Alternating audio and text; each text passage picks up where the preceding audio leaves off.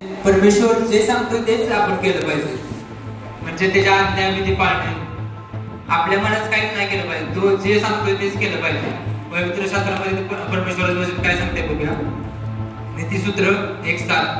परमेश्वराचे भय ज्ञानाचा प्रारंभ होय, पण मूर्ख लोक ज्ञान तुच्छ मानतात. या ठिकाणी वचन म्हणत आहे, जे लोक परमेश्वराचे भय धरतात ते सुज्ञ आहेत, पण जे परमेश्वराचे भय धरत नाहीत ते लोक मूर्ख आहेत, कारण ते ज्ञान तुच्छ मानतात.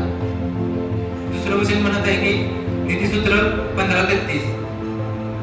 परमेश्वराचे भय सुज्ञतेचे शिक्षण होय, आधी नम्रता मग मान्यता.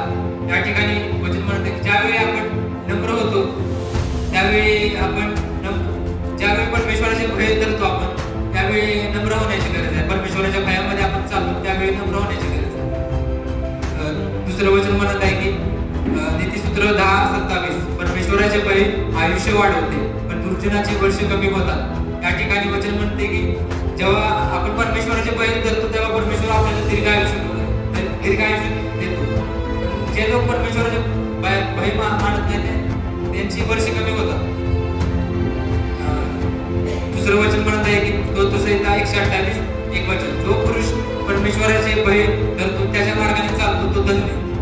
जे परमेश्वराचे भय धरून परमेश्वराच्या मार्गाने चालतात ते आशीर्वादित आहे.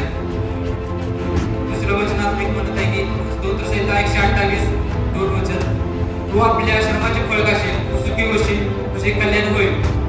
आपण जर परमेश्वराचे भय बाळगून राहिलो तर परमेश्वर आपल्याला आपले कल्याण करतो. आपण जे काम करतो त्यामुळे आपल्याला बरकत देतो. म्हणून परमेश्वराचे भय आपण बाळगलं पाहिजे. एवढी परमेश्वराने मनापासून दिली, या ठिकाणी बोलण्याची संधी दिली म्हणून परमेश्वराचे धन्यवाद.